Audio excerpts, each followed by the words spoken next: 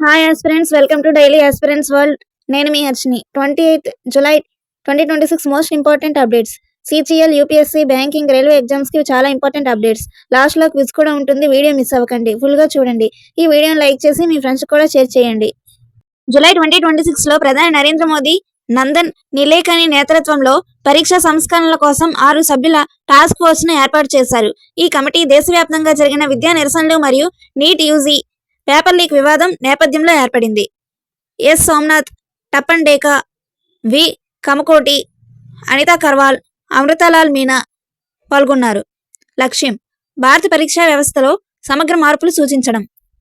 July 22, 23 తేదీల్లో IIT హైదరాబాద్లో bricks science academy forum సమావేశం జరిగింది.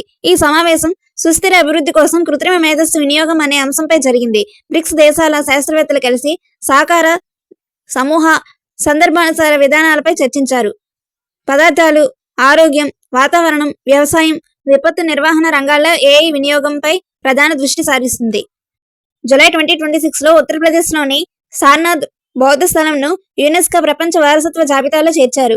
ఇది భారతదేశానికి 45వ ప్రపంచ వారసత్వ స్థలం, అలాగే ఉత్తరప్రదేశ్కు 4వది. సార్నాథ్లోనే గౌతమ్ బుద్ధుడు తన మొదటి ఉపదేశం ఇచ్చిన పవిత్ర స్థలం. ఈ గుర్తింపు సార్నాథ్ యొక్క అసాధారణ విశ్వ విలువను ప్రపంచానికి తెలియజేస్తుంది. భారత రాష్ట్రపతి ద్రౌపది ముర్ము జూలై 19 నుంచి 25 మధ్య మాల్డోవా, నార్త్ మాసిడోనియా, రొమేనియా దేశాలను సందర్శించారు. ఈ పర్యటనలో వాణిజ్యం, సాంకేతికత, పర్యాటకం వంటి రంగాల్లో సహకారాన్ని బలోపేతం చేయడం లక్ష్యం. మాల్డోవాలో 3TS road map, trade, technology, టాలెంట్ను ప్రకటించారు. నార్త్ మాసిడోనియాలో మహాత్మాగాంధీ విగ్రహంను ఆవిష్కరించారు. రొమేనియాలో ఆమెకు డాక్టర్ హెనోరిస్ కాజా బహుమతి లభించింది. అలాగే 2028ను India Romania year of innovation గా ప్రకటించారు.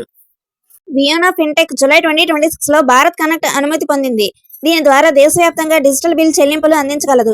ఈ సర్టిఫికేషన్తో విద్యుత్, నీరు, gas, mobile charge, DTH, insurance, ఈఎంఐలు, విద్యా ఫీజులు వంటి సేవలు అందుబాటులోకి వస్తాయి. ఎన్బిఎఫ్సిలు, బ్యాంకులు, ప్రభుత్వ సంస్థలు వియోనా ప్లాట్ఫామ్ ద్వారా భారత్ కనెక్ట్ సేవలను అనుసంధానం చేసుకోవచ్చు. హైదరాబాద్లో ఉన్న వియోనా ఎన్పిసిఐ సర్టిఫికేషన్లతో తన డిజిటల్ చెల్లింపు మౌలిక వసతులను మరింత బలపరుచుకుంది.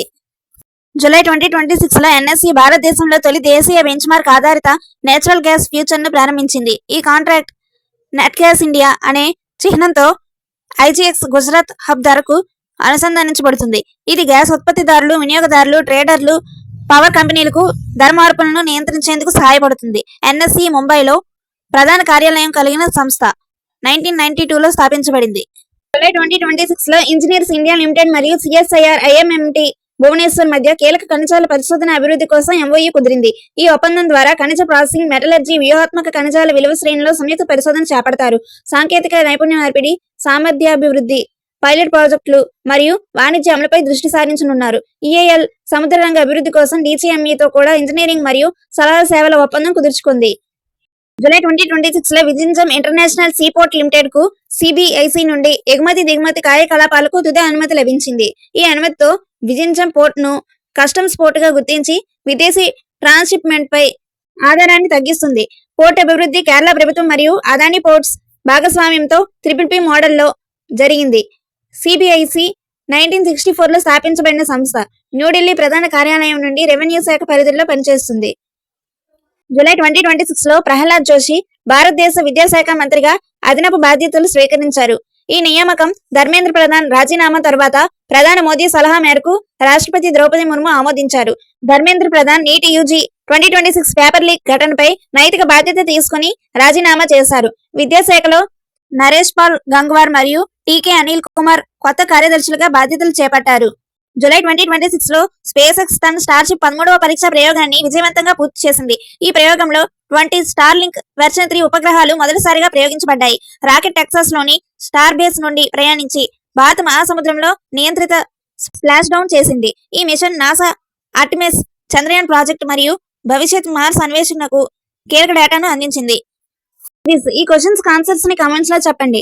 29 జూలై 2026 మోస్ట్ ఇంపార్టెంట్ అప్డేట్స్ కోసం ఇప్పుడే మన ఛానల్ ని లైక్ చేయండి, షేర్ చేయండి, సబ్స్క్రైబ్ చేయండి. Thank you.